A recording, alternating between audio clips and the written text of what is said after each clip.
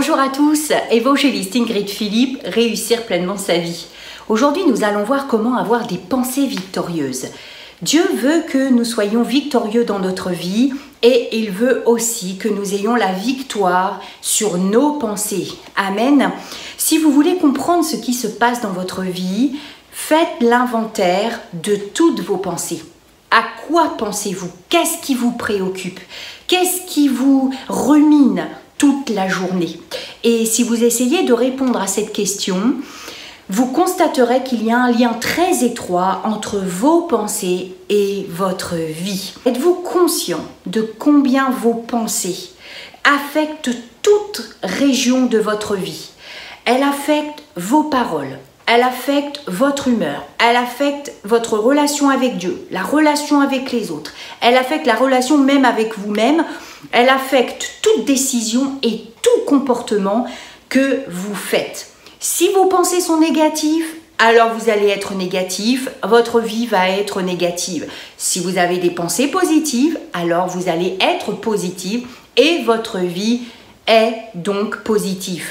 Si vous avez des mauvaises pensées, du matin au soir, c'est certain que vous allez avoir une mauvaise vie. Vous n'êtes pas obligé de vous arrêter à tout ce qui traverse votre esprit. Vous pouvez faire vos propres pensées. Oui, amen. Ça, c'est quelque chose que nous devons comprendre. Nous avons le contrôle sur nos pensées et nous pouvons avoir nos propres pensées, faire nos propres pensées.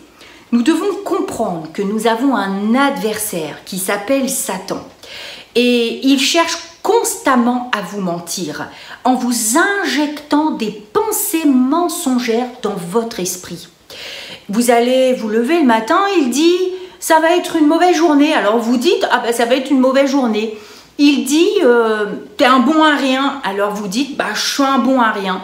Ou bien par exemple « je suis déprimé ». Il dit « je suis déprimé ». Alors bah, vous allez être déprimé. En fait, vous ne pensez pas ce que vous pensez.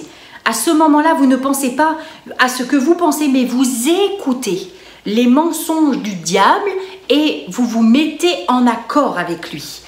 Nous devons apprendre à reconnaître les mensonges de Satan et comprendre que plus que toute autre chose, il utilise notre pensée. Il nous ment et amène la déception dans notre vie. Il essaie de nous voler tout ce que Jésus est venu pour nous donner. Et qu'est-ce que Jésus est venu nous donner?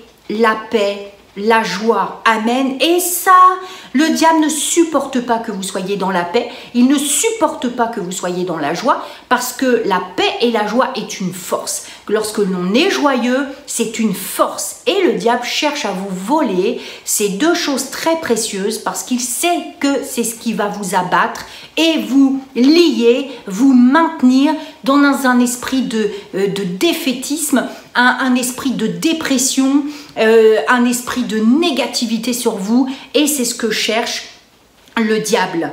Nous ne pouvons pas le lier physiquement, nous ne pouvons pas le mettre en prison, nous ne pouvons pas le faire disparaître, mais il est sûr, mes frères et sœurs, que nous ne pouvons pas non plus juste être passifs et souhaiter que quelque chose de bon vienne. Parce que cela, c'est pour vous une espérance, mais en fait, ce n'est pas de l'espérance. Cette espérance n'est pas de l'espérance du tout. Pourquoi? Parce que dans Matthieu, au chapitre 11, verset 12, la parole de Dieu nous dit « Depuis le temps de Jean-Baptiste jusqu'à présent, le royaume des cieux est forcé et ce sont les violents qui s'en emparent. » Il faut arrêter de simplement penser que tout ce qui est bon nous tombera dessus. Et il est temps de réaliser que Dieu nous donne un plan de vie dans la Bible. La Bible, nous pouvons résister au diable et choisir d'avoir des pensées justes, des pensées saintes, si nous utilisons l'arme spirituelle qui est à notre disposition, qui est la parole de Dieu.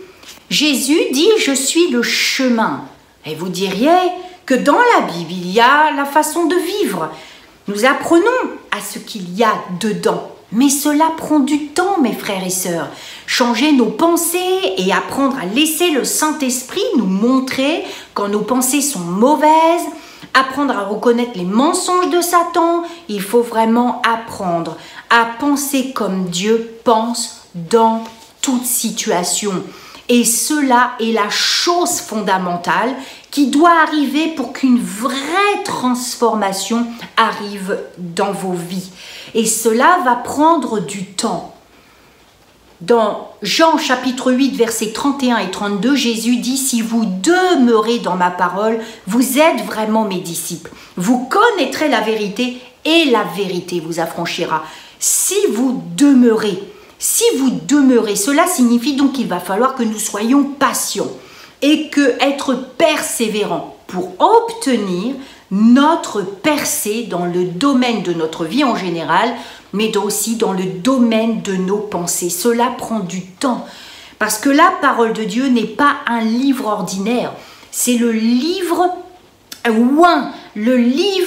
où Dieu a mis toutes ses paroles. C'est la parole de Dieu. Ce sont vraiment les paroles qui sortent de la bouche de Dieu. Donc c'est un livre qui se lit, mais qui se médite. Il faut y plonger vraiment ses regards et il faut digérer, il faut pouvoir la comprendre pour apprendre le plan de Dieu dans notre vie et pouvoir avoir une percée dans le domaine de nos pensées.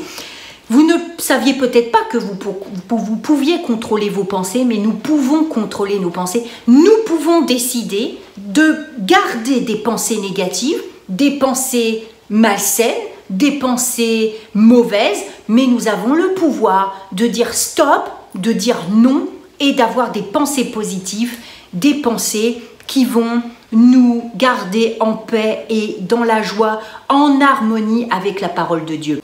Pour vaincre notre ennemi, Paul nous explique quoi? Il nous explique dans 2 Corinthiens au chapitre 10, 3 et 5 que le combat dans lequel nous sommes engagés n'est pas un combat charnel, mais il est spirituel. Nous sommes en guerre, mes frères et sœurs, parce que nous avons un ennemi puissant et nous devons comprendre que dans notre vie chrétienne, nous allons avoir des moments de notre vie où nous allons devoir combattre, mais pas le combat charnel, le combat spirituel, comme dans 2 Corinthiens chapitre 10 nous le dit, si nous marchons dans la chair, nous ne combattons pas selon la chair, car les armes avec lesquelles nous combattons ne sont pas charnelles, mais elles sont puissantes par la vertu de Dieu pour renverser des forteresses. Nous renversons les raisonnements et toute hauteur qui s'élève contre la connaissance de Dieu et nous amenons toute pensée captive à l'obéissance de Christ. Nous sommes prêts aussi à punir toute désobéissance lorsque votre obéissance sera complète. Le diable essaie de construire des forteresses dans nos pensées qui sont des mensonges et des tromperies, mais qui sont des choses pendant une période de temps où il essaie de vous convaincre de les croire. Et si vous les croyez, si vous adhérez à ces pensées, si vous vous mettez en accord avec lui, alors cela deviendra une réalité pour vous-même. Si ce sont des mensonges, même si ce sont des mensonges, mais comme nous les croyons, cela devient une réalité. Tout ce que nous croyons n'est pas conforme à la parole de Dieu. Et tout ce qui est opposé à la parole de Dieu est mensonge. Et s'il y a aujourd'hui dans nos vies des choses que nous croyons qui ne sont pas conformes à la parole de Dieu, il est temps de s'en débarrasser et d'être conforme à la parole de Dieu, se mettre en accord avec la parole de Dieu, parce que se mettre en accord avec la parole de Dieu, c'est se mettre en accord avec Dieu. Et ça suffit maintenant d'être lié dans les mensonges du diable et d'être d'accord avec ce qu'il nous dit pour essayer de nous tirer vers le bas et de nous amener à la déception dans notre vie, de ne pas pouvoir avoir la vie que Dieu veut pour nous. Le travail de l'ennemi est de vous voler la paix et la joie, votre bonne humeur. Luttez contre ces menaces, contre ces tentatives de vous impressionner. Nous sommes plus que vainqueurs parce que celui qui est en nous est plus fort que celui qui est dans ce monde.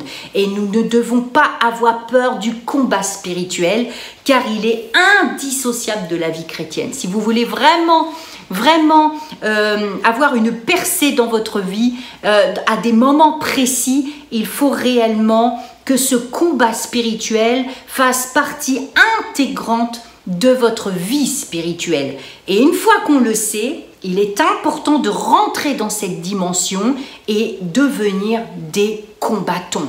Amen. Nous sommes des combattants. Et oui, c'est comme cela aussi que nous sommes à certains moments, parce que nous devons souvent faire face aux attaques de l'ennemi.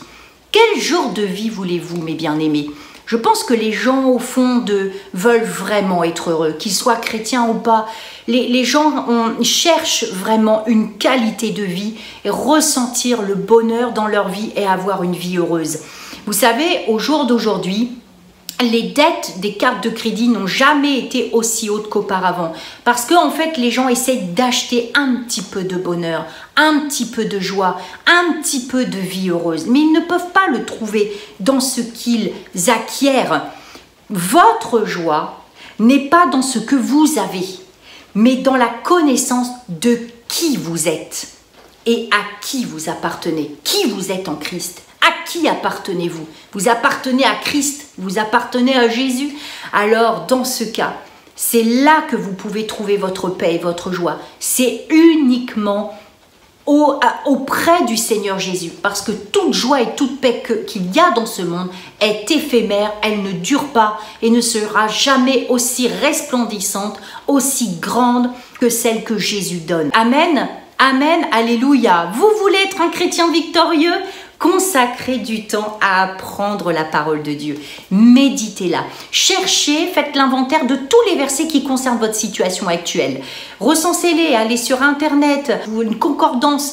Essayez de voir tous les versets qui pourraient cibler votre besoin. Vous les recensez, vous en faites l'inventaire, vous les apprenez par cœur, vous les lisez, vous les méditez, vous les écrivez, vous les répétez, vous les proclamez. Cela devient votre prière. Amen. Parce que comme je le disais, la parole, c'est un livre qui se médite, un livre qui s'apprend, pas dans sa globalité, mais des versets qui nous touchent, des versets qui nous font du bien. Nous devons les apprendre par cœur et nous devons les proclamer. Amen. Méditez la parole de Dieu et vous pourrez réfuter les mensonges que le diable met dans votre esprit en leur opposant la vérité de la Bible. Le seul moyen de contrer les mensonges du diable, c'est avec la vérité de la parole de Dieu. Si nous demeurons dans sa parole, nous connaîtrons la vérité et la vérité nous rendra libres. Souvenez-vous que Jésus a été tenté dans le désert. Et qu'est-ce qui s'est passé? Lorsque le diable à 3 reprises a cherché à le tenter, Jésus a utilisé la parole de Dieu. Et là, le diable n'a pas pu résister. Il ne supporte pas la parole de Dieu. Le diable n'a pas pu résister. Alors, Jésus a fait taire le diable, mais il l'a aussi fait fuir. Mais bien aimé, si vous avez des pensées dont vous pensez que vous étiez débarrassé et qui reviennent quelque temps après, c'est que vous avez juste fait taire le diable. Ce n'est pas suffisant. Faites-le fuir, résistez-lui au point de le faire fuir.